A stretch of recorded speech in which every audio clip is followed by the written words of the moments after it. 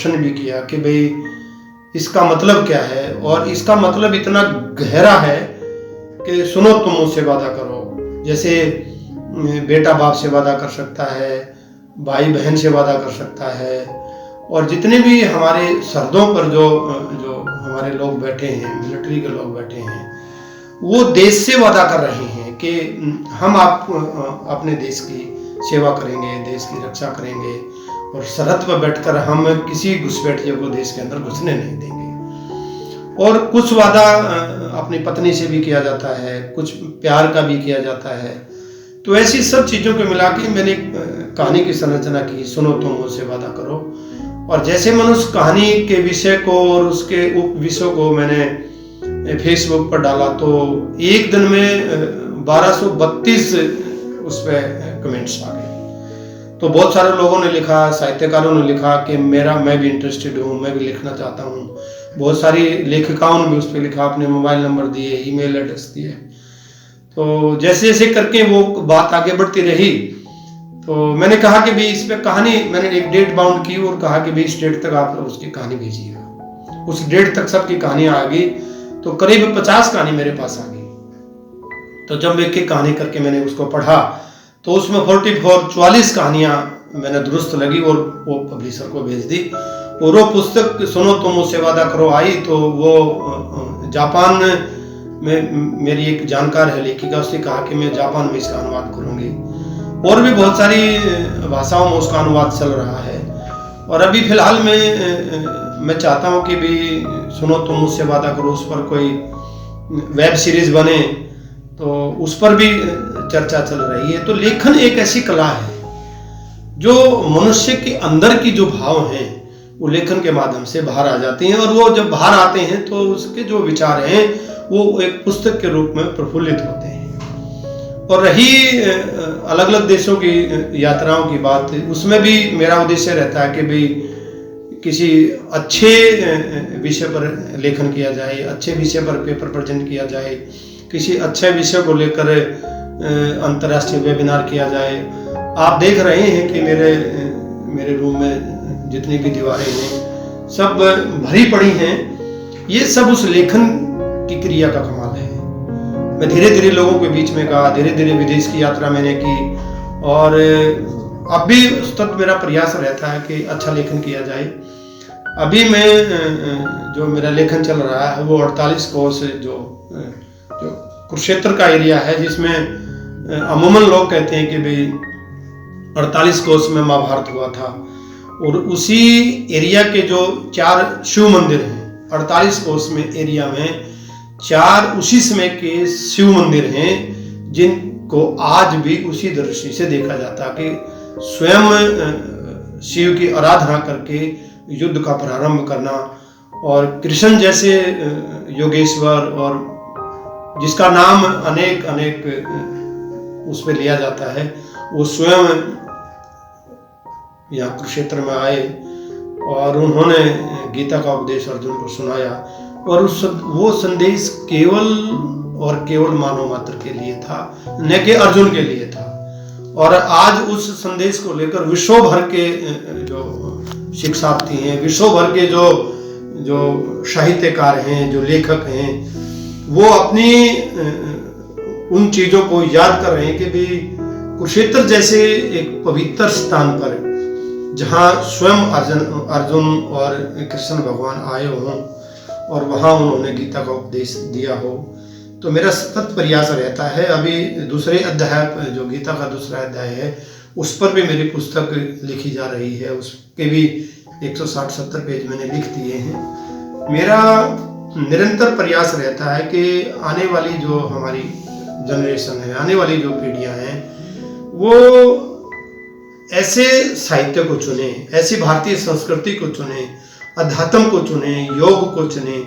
क्योंकि भारत की जो संस्कृति है वो विश्व की व्यापक संस्कृति में से एक है।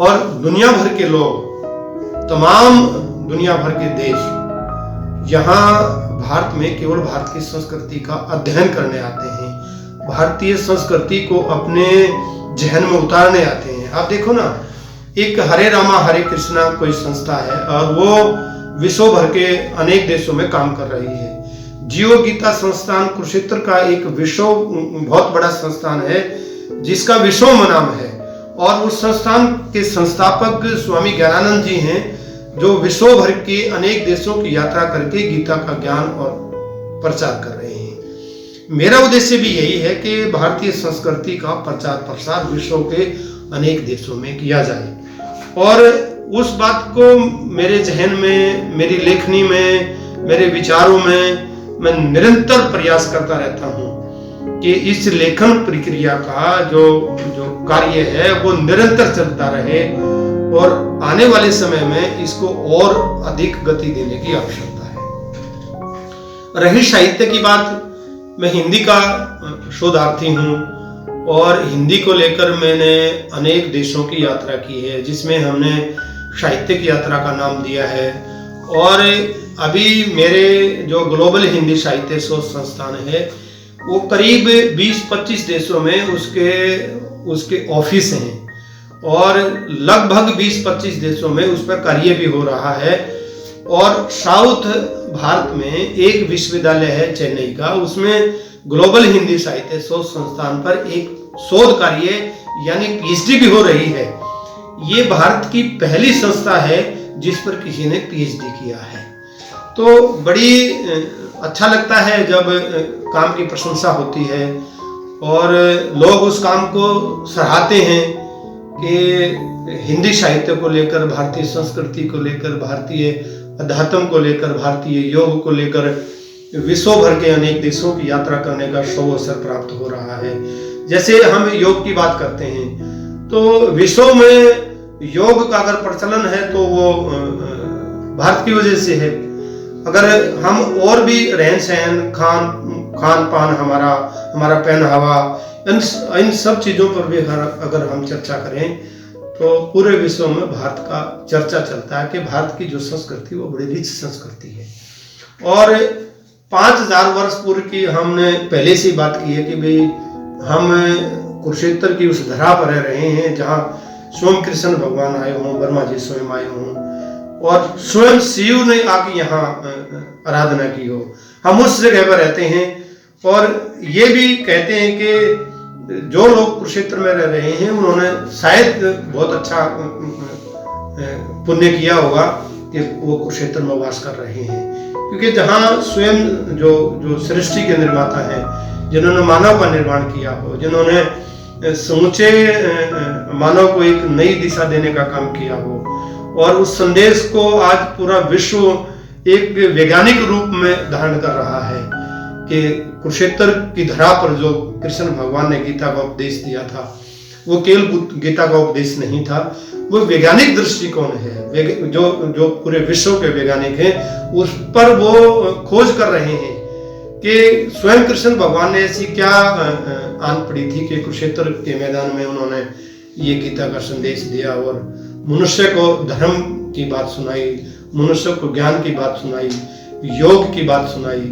क्योंकि भारतीय जो सामाजिक परिप्रेक्ष्य है उसमें धर्म को हमने रिलीजन से जोड़ा हुआ है, जबकि गीता में या किसी भी ग्रंथ में जो विश्व के बड़े बड़े ग्रंथ हैं, चाहे वो बाइबल है और चाहे वो गीता है और चाहे वो कोई और ग्रंथ है, उसमें कहीं भी किसी धर्म की चर्चा नहीं है।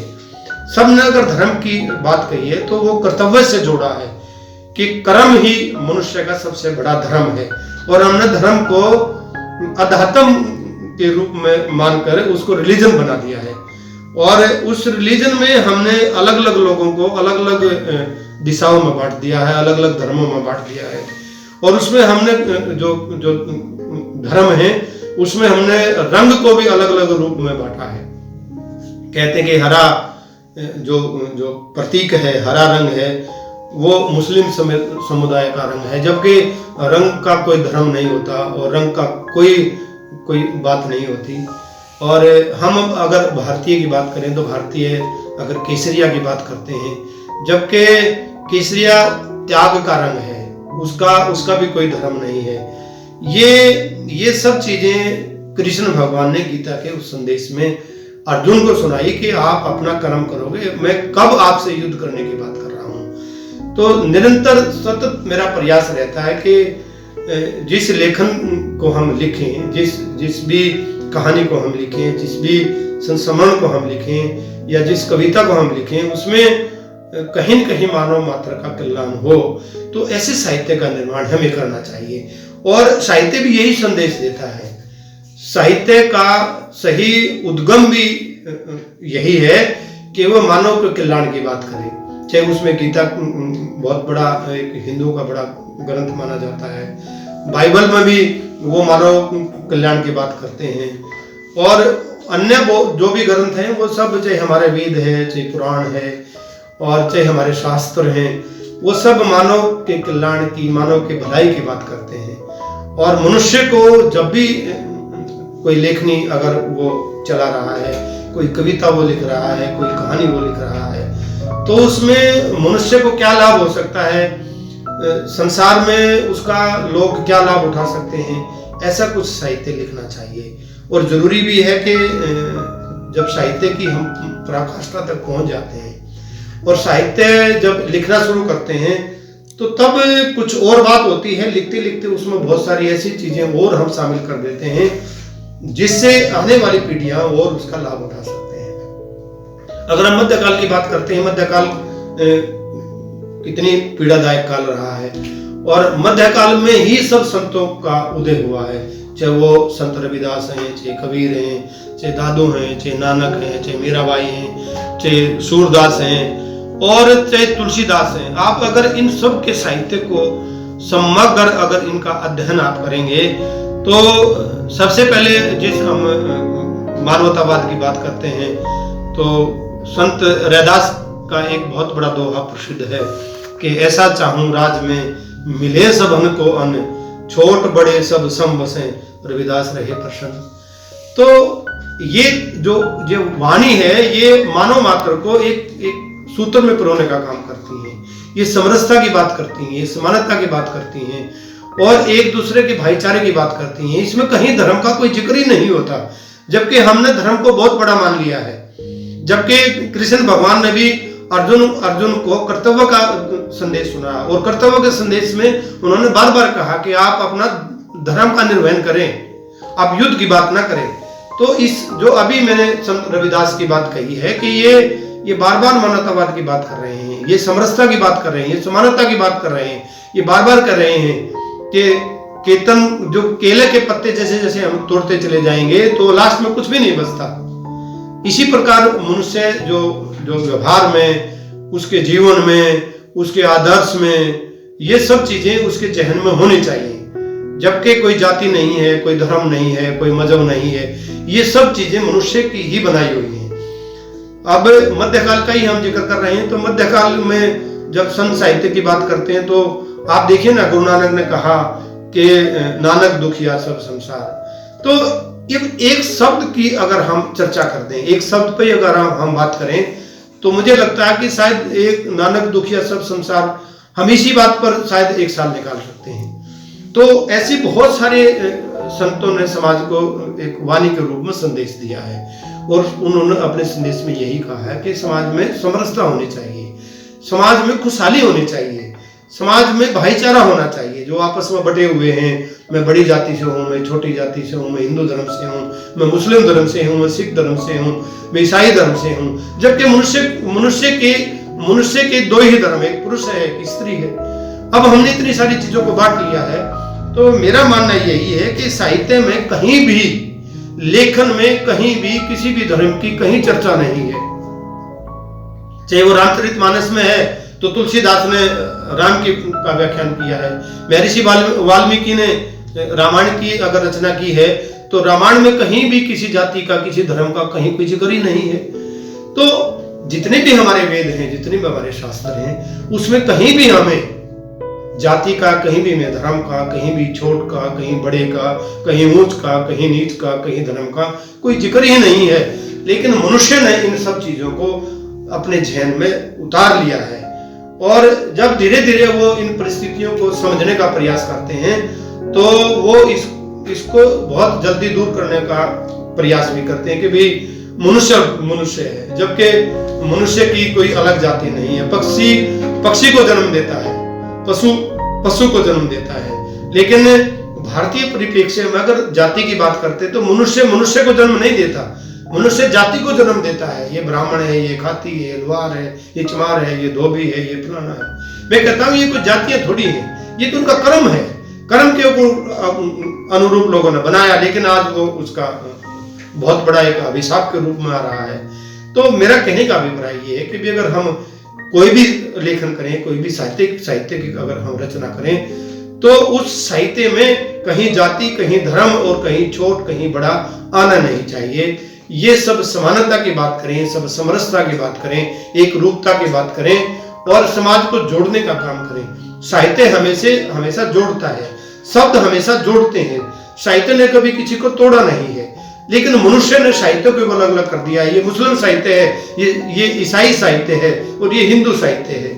जबकि किसी भी वेद में, किसी भी शास्त्र में, किसी भी पुराण में ये कहीं भी नहीं लिखा है कि मनुष्य की कोई जाति है। मनुष्य की जाति है केवल उसका धर्म। मनुष्य केवल स्वयं एक जाति है, उसमें अनेक कोई जातियां नहीं है। जैसे पक्षियों में एक जाति है, पक्षी है, उसका नाम। पशुओं में एक जाति है, वो पशु है। तो मनुष्य की एक जाति है, मनुष्य है। तो अलग अलग जातियां ये किसी भी साहित्य में कहीं हमें दिखाई नहीं देता। कहने का अभिप्राय ये है कि हम जब भी लेखन करते हैं, जब भी कोई साहित्य की संरचना करते हैं, तो उसमें ये हम जरूर ध्यान रखें कि साहित्य में कहीं जाति का, कहीं धर्म का, कहीं ऊंच का, कहीं नीच का, ये भाव कहीं नहीं आना चाहिए। साहित्य में समरसता होनी चाहिए, साहित्य में समानता होनी चाहिए और साहित्य ज्ञान दे, साहित्य से लोगों को लाभ हो, ऐसा मेरा मानना है।